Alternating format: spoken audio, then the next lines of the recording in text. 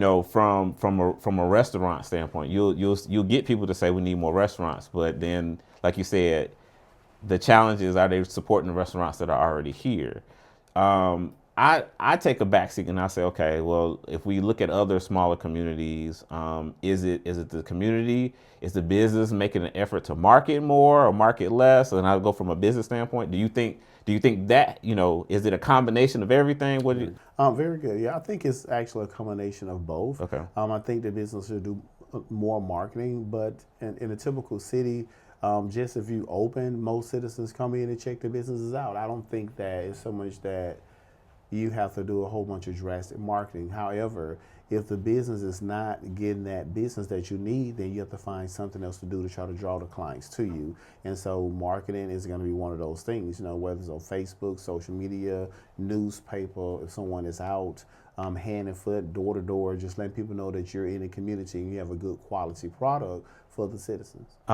It makes me wonder, because you think about, okay, you've got your chain restaurants that are here, that have been here for a long time, and then your restaurants that are kind of, I guess you could say mom and pop, or kind of different. But I sometimes I question, is it necessarily a Tuskegee thing, or is it a small town thing when it comes to supporting the restaurants that are not the franchise?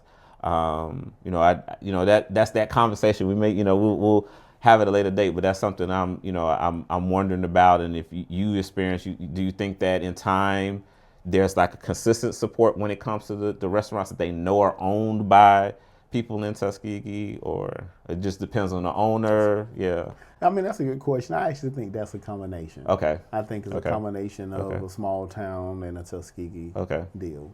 Okay. I'm curious on business. Are you happy where you are in business? Do you see yourself, are there more things that you see yourself expanding? Some things in the background, some things you might want to put out there as far as? Well, I'm always looking for any opportunity to make a better quality of life for the citizens in the district.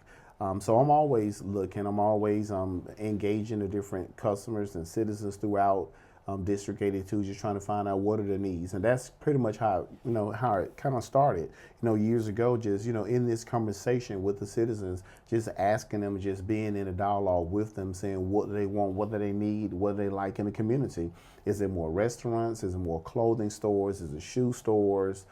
Is it food trucks? What is it that the citizens actually want or need in District 82 Tuskegee? So that's kind of like how this all is going. And so as I go out day to day and talking to the different citizens and finding out what they want, you try to put a model together to suit them. Do we need some clothes? We need day-to-day basic items, or is it the food, or what is it that we need in Tuskegee? Okay, so you touched on District 82. So for anybody that's watching that may not know what you mean, you're running for state representative for District 82. What is that? What is District 82? Well, great question. Most people actually don't know.